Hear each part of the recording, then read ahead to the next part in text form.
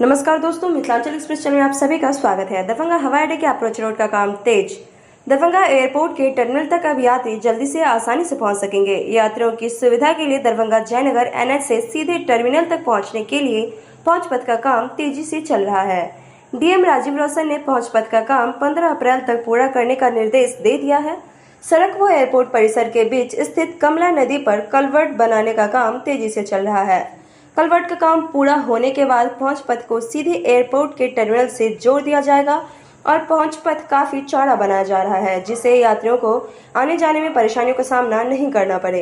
पहुंच पथ का काम पूरा होने के बाद बुजुर्ग यात्रियों को भी टर्मिनल तक पहुंचाने में सहूलियत हो सकेगी और इस रास्ते पर शेड भी बनाया जाएगा। इसका निर्माण पूरा होने के साथ ही दरभंगा एयरपोर्ट की खूबसूरती भी बढ़ने वाली है।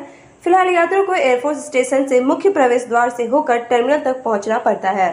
वहां तक पहुंचने में उन्हें काफी दूरी भी तय करनी पड़ती है और विपरीत मौसम में काफी दूरी पैदल तय करनी पड़ती है। यात्रियों की परेशानी बढ़ जाती है इससे, खासकर तेज धूप और बारिश के दौरान NH से टर्मिनल भवन तक पहुंचने में काफी परेशानियों का सामना करना पड़ता है।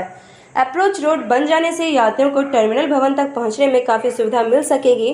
गौरतलब है कि दरभंगा एयरपोर्ट से व्यावसायिक उड़ान शुरू होने के साथ ही यहां से बड़ी संख्या में लोगों ने यात्रा शुरू की। हालांकि सुविधाओं की कमी की वजह से लोग अक्सर मायूस हो जाते हैं। इसके बावजूद दरभंगा एयरपोर्ट तक 4 लेन से आसानी से पहुंच जाने की वजह से बड़ी संख्या में लोग पटना एयरपोर्ट के बजाय दरभंगा एयरपोर्ट का रुख करने लगे।